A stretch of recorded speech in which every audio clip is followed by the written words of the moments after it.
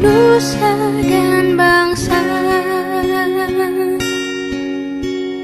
menjaga harta pusaka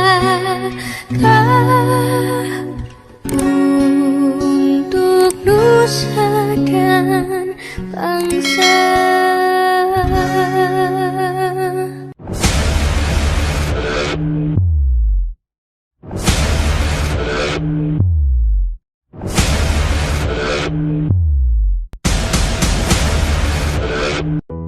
Pada edisi ini, kami melanjutkan pembahasan dari edisi keempat, 5, 6 jam yang lalu. Tahun 1950, Kerajaan Nusantara sudah mulai melihat sosok Letkol Soeharto untuk menjadi penerus Presiden Soekarno. Bila terjadi hal-hal yang tidak diinginkan pada Presiden Soekarno, hal ini juga sudah disetujui oleh Presiden Soekarno. Peristiwa yang membuat nama Letkol Soeharto muncul sebagai penerus Presiden Soekarno adalah penyerangan tentara KNIL Belanda ke Makassar. Pejabat militer saat itu memberitahukan kepada Presiden Soekarno bahwa Makassar sudah aman dari serangan tentara KNIL non-state actor. Pada kenyataannya tentara KNIL sudah menguasai Makassar. Patut diingat, pada saat itu hampir semua pejabat militer yang memegang kekuasaan adalah anggota KNIL.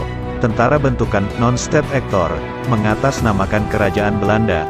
Tugas tentara KNIL untuk membunuh rakyat Nusantara yang dianggap memberontak. Silakan kalian cari dan pelajari fakta sejarah ini. Silahkan dari data-data kesatuan para pejabat militer yang menyampaikan berita ke Presiden Soekarno, kondisi Makassar yang tidak sesuai dengan kenyataan. Dari sinilah Letkol Soeharto kemudian menjadi lapis kedua Presiden Soekarno bila terjadi kondisi genting atau Presiden Soekarno meninggal.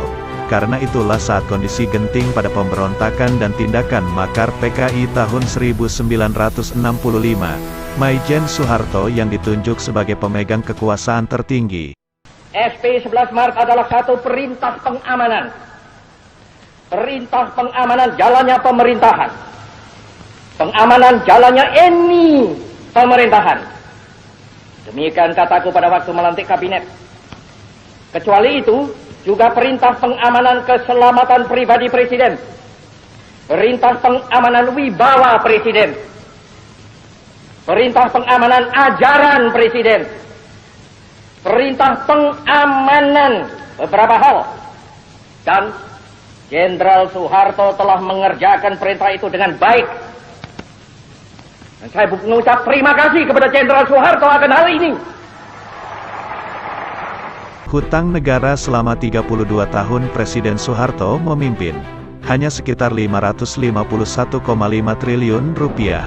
Rakyat banyak mendapatkan manfaat, bahan bakar murah, tarif listrik murah, beras murah, gula murah, lapangan pekerjaan banyak, makanan pokok murah, menjadi negara eksportir beras dan hasil laut terbesar di Asia. Kurs rupiah terhadap dolar terjaga, antara Rp1.500 per dolar sampai Rp2.500 per dolar. Beliau juga melanjutkan pembangunan era Presiden Soekarno antara lain, jembatan, bendungan, pembangkit listrik, rumah sakit, stasiun kereta api, terminal, bandara, jalan tol, satelit Palapa, stasiun bumi pengindra jarak jauh, TVRI, jaringan internet. Adalah hasil pembangunan era Presiden Soeharto selama 32 tahun memimpin. Sejak era Presiden Soeharto, non-state actor, mundur satu langkah dan merevisi strateginya. Selama 30 tahun, non-state actor, menyusupkan orang-orang yang mereka pelihara ke dalam pemerintahan Presiden Soeharto, menyiapkan pengganti Presiden Soeharto yang sesuai dengan kriteria para non-state actor ini. Puncak perencanaan dan pelaksanaan rencana, non-state actor, menyusun dan membiayai operasi intelijen untuk menjatuhkan Presiden Soeharto. Sejak tahun 1990, non-state actor, sudah memasang perangkap dengan menggunakan perusahaan-perusahaan swasta miliknya, yang beroperasi di Indonesia.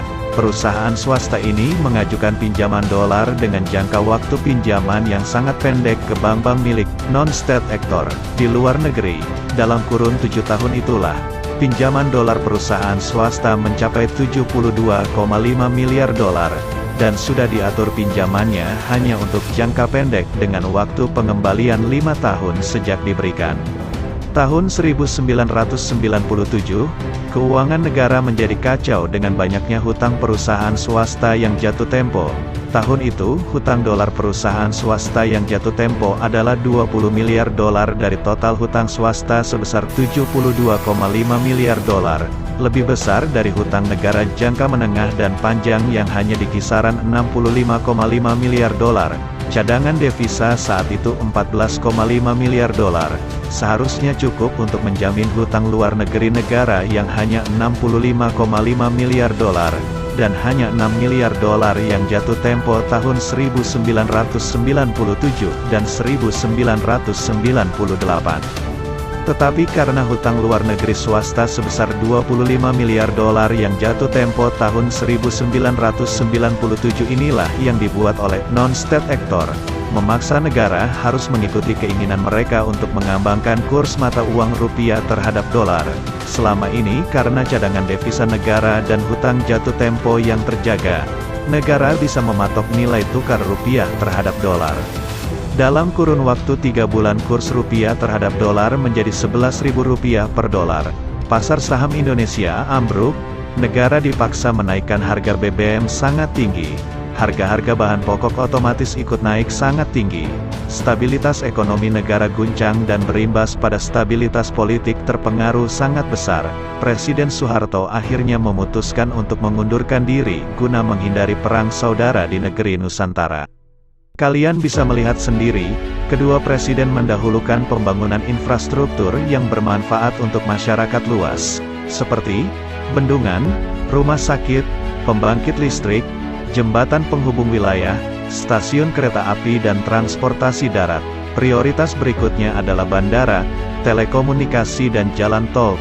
Baik Presiden Soekarno maupun Presiden Soeharto selalu merencanakan terlebih dahulu apa yang akan dibangun dalam jangka waktu 5 tahun ke depan. Era Orde Baru dikenal dengan rencana pembangunan 5 tahun atau Repelita dan Pelita. Presiden Soekarno dikudeta oleh non-state actor. Presiden Soeharto dipaksa mundur oleh non-state actor. Non-state actor selalu menggunakan strategi membuat masalah yang mengganggu kepentingan rakyat banyak, tawarkan solusi untuk kepentingan rakyat banyak, dan berikan solusi yang sesuai dengan kepentingan non-state actor. Tanpa sadar, kami dan kalian mengikuti strategi yang non-state actor rencanakan. Ini bukan salah kami dan kalian semua. Sekali lagi, bukan salah kami dan kalian semua. Kami dan kalian semua adalah korban strategi non-state actor untuk ikut serta menjatuhkan Presiden Soekarno dan Presiden Soeharto. Kami dan kalian semua diadu domba untuk saling membenci, untuk membuat sekte-sekte politik, Soekarnoisme, Soehartoisme, dan masih banyak lagi. Ini karena para mahasiswa dan masyarakat umum tidak pernah mengetahui kebenaran sejarah. Non-state actor menyembunyikan sejarah yang benar. Non-state actor memodifikasi sejarah. Non-state actor menghilangkan sejarah kerajaan Nusantara milik kami dan kalian semua. Selama kurang lebih 8 generasi kalian didoktrin dengan sejarah yang salah. Sejarah yang sesuai dengan keinginan non-state actor. Tugas kami dan kalian semua adalah akhiri Soekarnoisme dan Soehartoisme, hilangkan pertikaian, jadilah satu dalam semangat Nusantaraisme.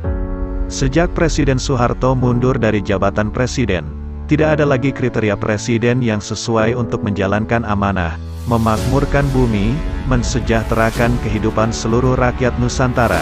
Oleh karena itu sejak tahun 1998, tidak ada lagi yang diberikan mandat menggunakan harta amanah Nusantara. Sampai sekarang, non-state actor secara terus-menerus mempersulit dana amanah Nusantara masuk ke Indonesia untuk digunakan memakmurkan rakyat Nusantara. Non-state actor melalui regulasi perbankan dan regulasi-regulasi legal yang tidak masuk akal seperti misalnya equity restriction, mempersulit dana amanah masuk ke Indonesia. Omnibus Law juga regulasi yang secara makro tidak menguntungkan untuk rakyat Nusantara. Sampai sekarang Kerajaan Nusantara masih mencari putra bangsa Nusantara, yang mampu meneruskan tugas, memakmurkan seluruh bumi, terutama memakmurkan rakyat Nusantara. Pemegang amanah tidak boleh menjadi pemimpin, keuangan, agama, dan pemimpin rakyat harus terpisah. Kami mencari referensi dan mempelajari hal ini dari beberapa kitab suci. Dari kitab suci Al-Quran menemukan bahwa hal ini sesuai dengan 3 perintah Tuhan yang ada di dalam kitab suci tersebut. Tugas utama manusia di bumi ada 3, antara lain, beribadah kepada Tuhan Yang Maha Esa, sebagai wakil Tuhan di bumi, memakmurkan bumi. Dengan referensi dan mempelajari semua informasi yang kami kumpulkan, dapat kami simpulkan bahwa, poin nomor 1 adalah tugas para ulama dan pemimpin agama. Poin nomor 2 adalah tugas para cerdik cendekia dan pemimpin yang dipercaya oleh rakyat. Poin nomor 3 adalah tugas pemegang amanah harta Nusantara. Tugas dan tanggung jawab ini sudah jelas dan harus selalu dilaksanakan. Kami mohon peran serta kalian semua. Sampaikan kebenaran sejarah ini kepada anak-anak kalian, teman-teman kalian, sanak saudara kalian, terutama generasi muda bangsa Nusantara, generasi muda Nusantara yang menjadi ujung tombak dan tulang punggung Nusantara untuk bangkit. Sudah saatnya Nusantara bangkit untuk memakmurkan rakyat Nusantara dan memimpin dunia.